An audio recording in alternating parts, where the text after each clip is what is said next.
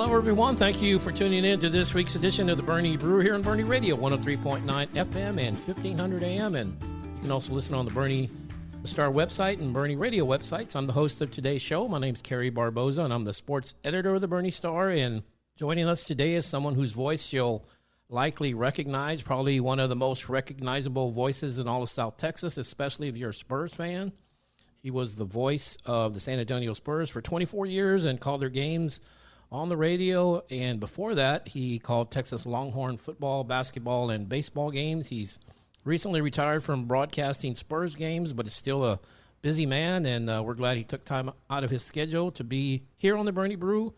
And joining us today is the multi-talented Bill Schoening. Bill, thank you for being on the show. Great to be with you, Kerry. Thanks for having me. Yeah, and Roland J Ruiz here, so we have a lot of Spurs ties here, and Roland's going to jump in with a few questions every now and again. So you're quote-unquote retired. What's taking up most of your time these days? Wow, that's a good question. I'm happy that Roland's with us, too, by the way. So I'll be happy to visit with him. I'm looking forward to hearing more of his calls down at the arena this season. It's been crazy, really a lot of travel. The whole summer was mostly travel. We traveled to Europe, my wife and I, and went to Croatia, Slovenia, Montenegro, Italy, and then we came back to the States and started traveling more. So we hit 5 more national parks. That's one of the things we like to do in the States is hit national parks and hike.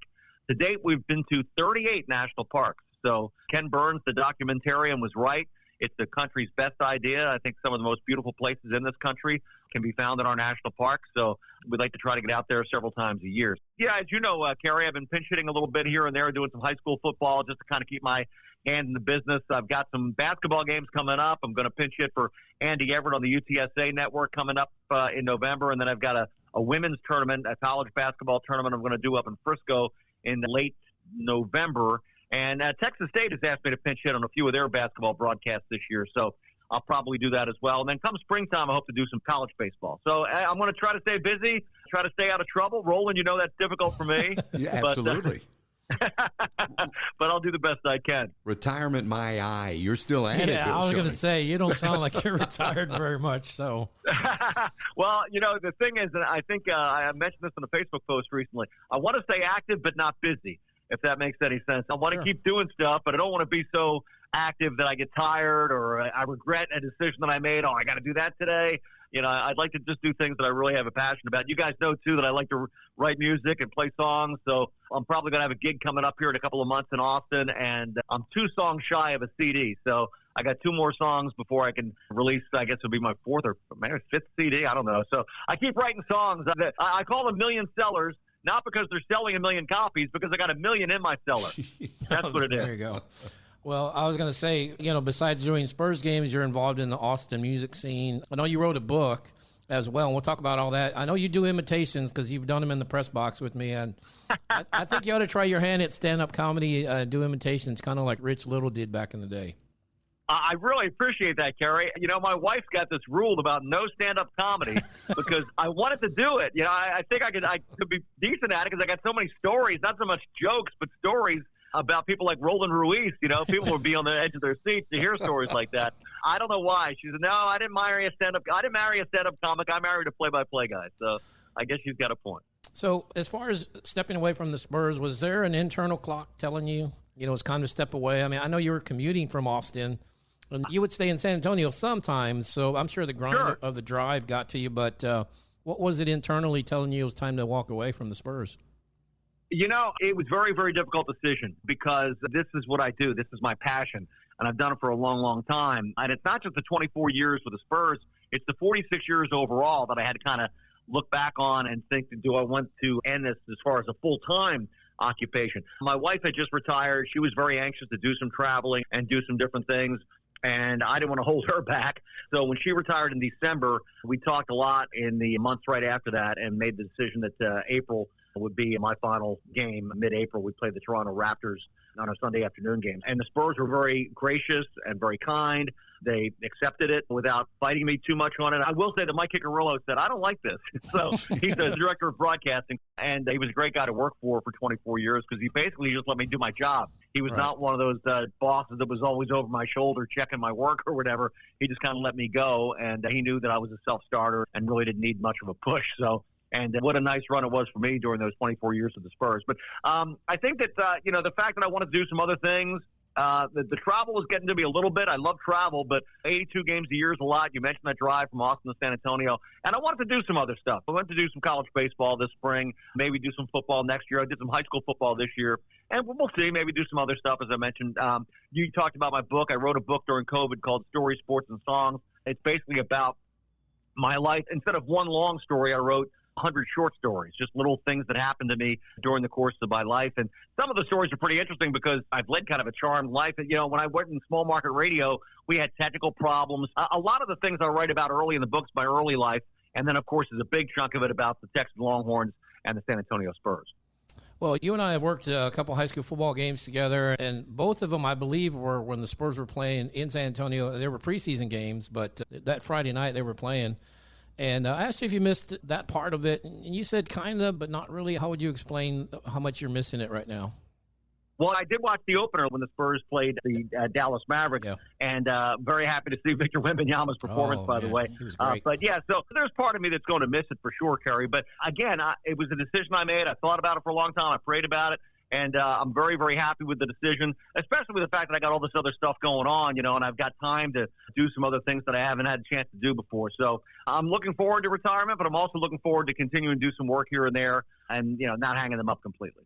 That is Bill Schoening, former voice of the Texas Longhorns and San Antonio Spurs here on the Boerne Brew. I'm the host of today's show, along with Roland Ruiz, also joining us here as a co-host. And, Bill, back in the day, you did a few high school games in West Texas, right? Isn't that kind of where you cut your teeth in West Texas, calling high school football?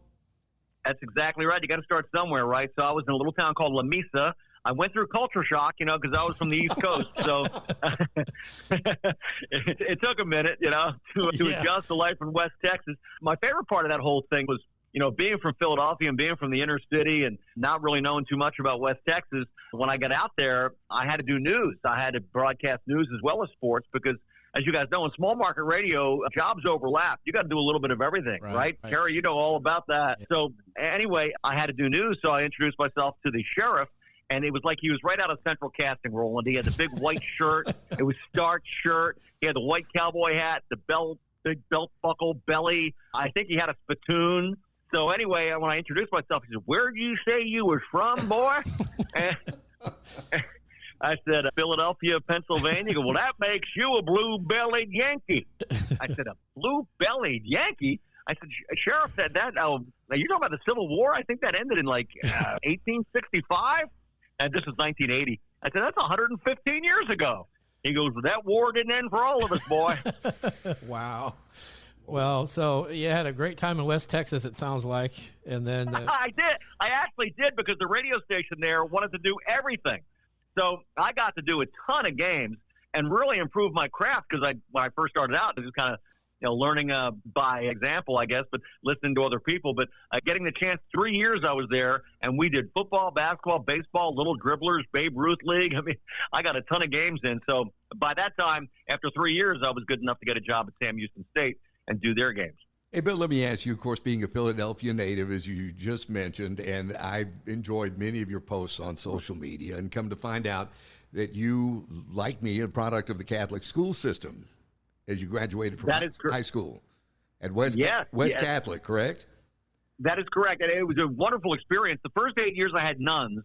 So I still have some scars on my forearm. You do, huh? Roland has them on his knuckles. I was a pretty good kid, but every once in a while, I was a class clown, so I got popped once or twice. The curious part of this was that the 4 years I spent in high school at West Philadelphia Catholic High School, we had Christian brothers. And these guys are not priests, they're brothers. They take a vow of celibacy and poverty and all that, but they're different. It's a teaching order. And these guys were great teachers. They really cared about you. I felt like I've really made a lot of progress during my 4 years in high school. And part of it was the care and the direction that I got from the Christian brothers. I absolutely miss our conversations before games. We talk about everything from music and who's playing over at the Saxon Pub in Austin and all things like that. And of course, we've talked a little bit about, being a product of the Catholic school, as I mentioned. And I wanted to make sure I did my homework on this one because I said the next time I run into Bill Schoening, I'm going to have to ask him about this. I recently saw a documentary, and it was called Bandstand Days, okay? So I understand that right around the corner from West Catholic was, I guess, what, WFIL? That's exactly right, yes. So, and my sister used to dance on American Bandstand. Dick Clark started American Bandstand locally on WFIL television in the 50s, and it became so popular that ABC picked it up, right, and, of course, became a national show. So during the late 50s and early 60s, my sister would be on that show all the time. And if you watch those old clips, a lot of these girls have Catholic school uniforms on. Yes. And and because, as you mentioned, the school, there was a girls' school and a boys' school, and they were both kind of equidistant. They were just a couple of blocks from the studios where WFIL was in West Philadelphia. And that's where Dick Clark, got his start and made his big name. And then in 1965, he moved from there all the way out to California. So it kind of was reflective a little bit of the nation at the time as far as music was concerned, because remember, Roland, in the early 60s, Philadelphia had a Chubby Checker and Frankie Avalon and Bobby Rydell, right, and and a lot of the New York artists like Dion and the Belmonts. And I think that when they moved out to California, then we started hearing more about Jan and Dean and the Beach Boys and that California surf sound. That's why I was wondering. They had the Bobby Rydells and the Frankie Avalons and the Fabians, but a young Billy Schoening, I'm surprised he didn't grab his guitar and go light him up on American Bandstand. Roland, I'm old, but I'm not quite that right, old. No, exactly. I was thinking about that. I said, yeah, that's kind of in 1965, when Dick Clark took American Bandstand out to California, I was 6 years old. Wow, okay. So I guess I was a little too young to pick up the guitar at that point. So you said your sister actually danced on the show. Any anecdotes, any stories or anything you have from any relation? Any kids say that danced on the show regular as well, live in the neighborhood or something? Yeah, it's funny. My sister years later there was a couple of guys that kind of liked her on the show, and I don't know how, but she got fan mail. And I remember my sister, she's since passed a few years ago, but she told me that not too long ago, maybe 10 years ago, she got this really crazy friendship request on Facebook, and it was from a guy who was a fan of hers. And were you on American Bandstand? How could this guy possibly know that I was on American Bandstand in 1959, But there are people that really are, like, dedicated to that show and look at old clips of it and somehow tracked her down. Oh, yeah, the dancers were the stars. They were the big stars at the time. Yeah, and can you imagine, Roland, if we had Dick Clark Radar Records? Wouldn't that have been cool? Oh, boy. I'd give it a 95. I could dance to it. It's got a good beat. Yeah, shudder to think, Bill, I tell you. Well, Bill, you mentioned you did Sam Houston State. You were doing play-by-play, and you also did a couple other things for the radio station there where you were in Huntsville. I read somewhere that this is kind of odd, I think, but you reported on 29 executions, and you witnessed 6 of them. Is that correct? That is correct, yeah. As I mentioned earlier, in small market radio, you have to wear a lot of hats. And I was in Lamesa, and I did news. And when I got the job in Huntsville, the reason I took the job at KSAM Radio in Huntsville in 1983 was because they offered me the play-by-play for Sam Houston State, which, of course, is a big step up for me from doing high school. But at the same time, they said, well, you got to cover news, too, here. And I said, well, that's okay. I've done news before. I did news in Lamesa. And one of my news beats was the prison system. So, therefore, for 6 years, I covered everything that happened in the Texas Department of Corrections, including prison overcrowding, prison violence, and I did cover 29 executions. I was there for 29 lethal injections. I was in the chamber for 6 of them. And I tell you what, guys, it's a real strange feeling. Yeah. They used to do it at midnight.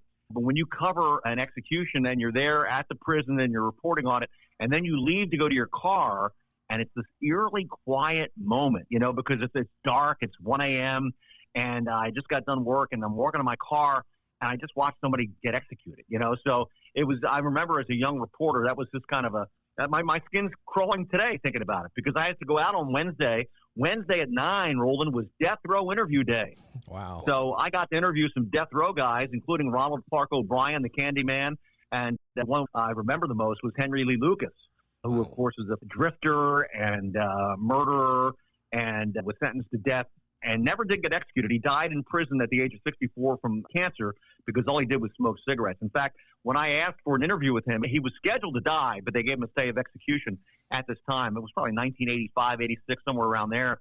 And I went in to interview him, and he wouldn't talk to me unless I bought him an orange soda and a pack of Pall Mall cigarettes. Did you buy it for him? Now, check this out. So, of course, I wanted to talk to him. So I think the cigarettes and the soda combined cost me $1.50. Well, I started the interview with him, and it was just rambling. He wasn't making much sense at all. But when I got back to the station, I was trying to figure out how to make some kind of a story out of this. And Texas AP in Dallas was the network They were having a slow news day. And they said, "You got anything at all?" I said, "Well, I got, the wandering mind of a serial killer." And I sent them about 4 or 5 stories, and they used them because it was such a slow news day. And I got a check in the mail about a week later for $50 for those stories. And so I figured it out. It cost me $1.50 to get that story, so I cleared $48.50 on that deal.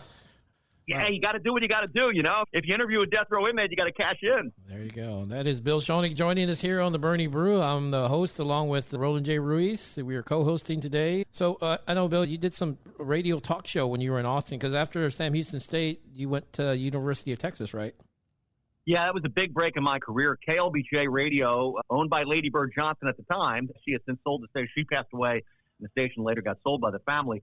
But when I worked there, I was basically working for Lady Bird. But that was a big break in my career because for the first time now, after 10 years in small market radio, I got a job at a bigger market like Austin and no longer had to cover the school board or the city council or the executions or anything in news. It was full-time sports.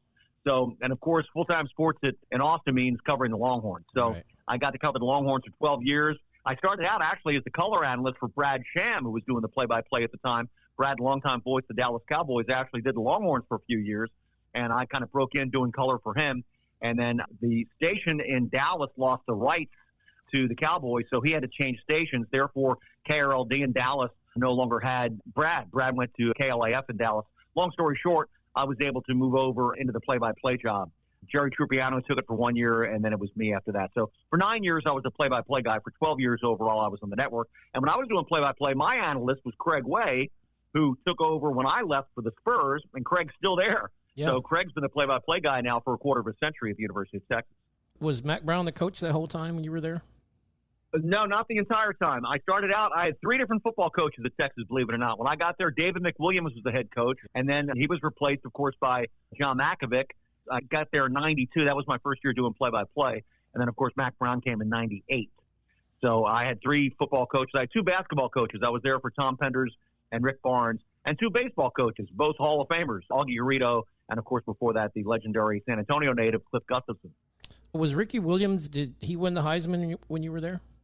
I had Ricky's entire career. Yeah, sure okay, did. That was one of the highlights. And people ask me, who are your 2 favorite players to cover? I don't hesitate because I had every carry of Ricky Williams' career. So Ricky Williams, who won the Heisman, and then I called every bounce, every shot, every dribble of Manu Ginóbili's 16-year career in the NBA. So Ricky and Manu are probably my 2 favorite guys because I had them for the whole time.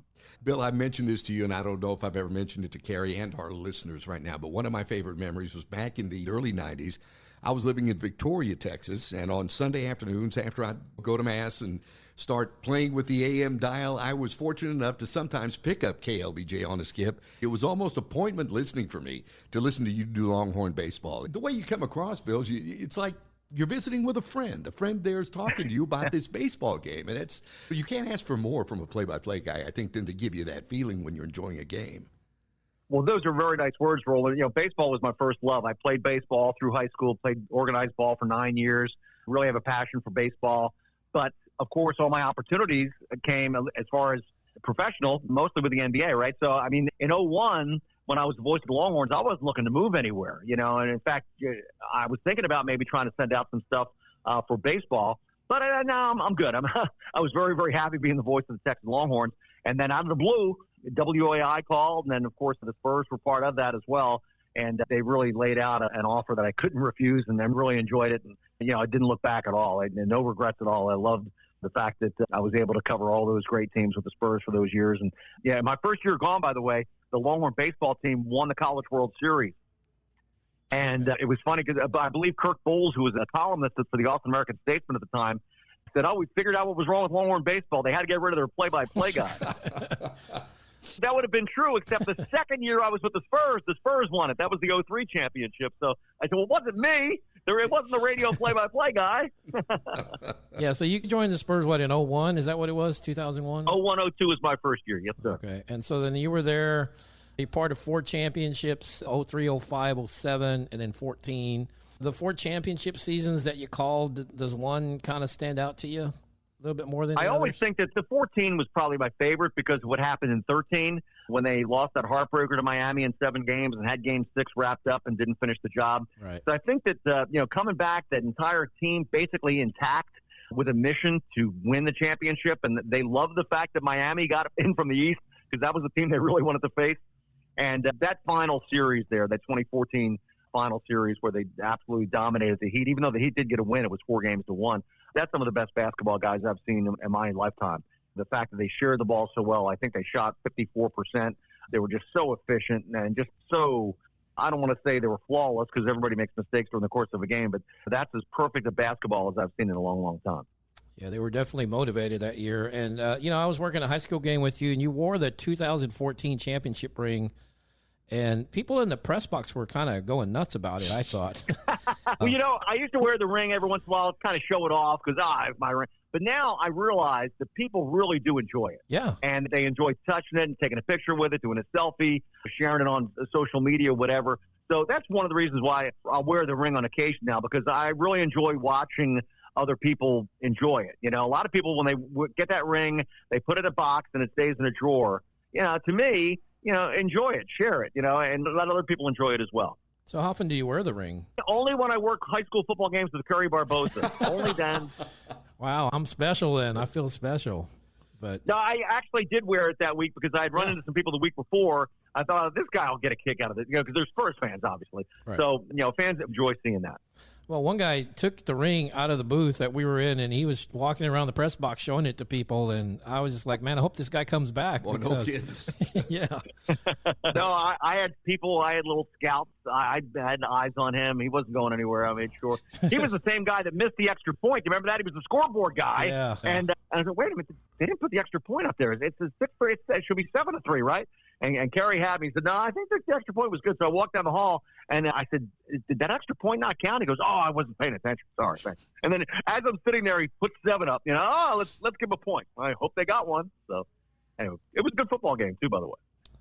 Well, I know you had an Ironman streak going. Did you miss any Spurs broadcasts? I know your Ironman streak was 2,280 games. Did you miss any at the beginning, or was that streak started at the very beginning? In the very beginning, Kerry, I had some conflicts with Longhorn football, because I got hired so close to basketball season. Longhorn football was already underway. So I told the Lost Odds, the athletic director of Texas, that I wanted to take the Spurs job, but I also wanted to finish the football season. Because at that time, I really thought they had a shot at the national championship, and they did, actually. They lost in the Big 12 championship game to Colorado, a real heartbreaking game. And had they won that game, they would have played for the national championship. So that's how close they came my final year. So the first few months of the season, I was still doing some football, so I missed a couple of games. But after the Holiday Bowl that year, I think the streak started like January 3rd of 2002. They had a home game with Detroit. So from that point on, I didn't miss a game. So that's where the streak started. So that's where the 2280 comes in. And I was very, very lucky, to have been able to do that many games in a row without missing. There was one night in Salt Lake City in 2017. I really probably shouldn't have gone on the air that night. My voice was really bad. And I felt great. It was funny. It wasn't like I was sick. It was just my throat was bad. And I was drinking the hot tea and doing all the stuff that I normally do to try to get my voice back. And nothing was working. And Mike Kiccarello let me do the game. Although I sounded kind of like that, Kind of sounded like Roland. Roland, when he's singing, he's got that raspy Joe Cocker voice going on over there. At the end of that game, I got a text from a friend of mine in Huntsville, and she said, "Congratulations, Bill. Tonight you sounded like Kermit the Frog after he smoked 2 packs of Pall Mall cigarettes." Wow. But I got through it, and thankfully after that, I think it was pretty clear sailing. So every once in a while, to keep a streak going like that, you got to fight through the pain a little bit. I'm sure you had times where you probably were sick, didn't feel good, had a cough or, flu or something. Sure, yeah. Right? Yeah, well, the thing, I was very fortunate to not be bedridden or where the flu is just going to knock me out. And, of course, you travel so much, right? So because it's easy to catch a cold or catch the flu because you're traveling, you're going everywhere and going to hotels and airports and on airplanes. But the Spurs fly charter. We stay at luxury hotels. That aspect of it, you get spoiled in a heartbeat when you start flying charter. I remember the first summer after I traveled with the Spurs, my wife and I were on a trip, and we got on a plane, and there was a baby behind us. I said, there's no babies on my flight. I do not allow babies on my plane. And, of course, I was kidding. And, of course, my wife had scheduled Marriott, which is a very nice hotel. I don't stay at the Marriott. I'm a Four Seasons guy. And she goes, well, you know what? you're paying for this. You are a Marriott guy. Mr. Holt's not paying for this. The voice of legendary Texas sports play-by-play broadcaster Bill Schoening, most recently the radio voice of the San Antonio Spurs for nearly the last 2.5 decades. This wraps up part 1 of our visit with Bill. Next week, part 2 at this same time, where Bill shares more stories about his sports broadcasting career and touches a bit on what he's doing musically. If you missed any part of this broadcast, you can find it on the podcast page at BoerneRadio.com. So for Kerry Barbosa, the sports editor of the Boerne Star newspaper, I'm Roland J Ruiz of Boerne Radio. Thanks for joining us. Until next week, God bless.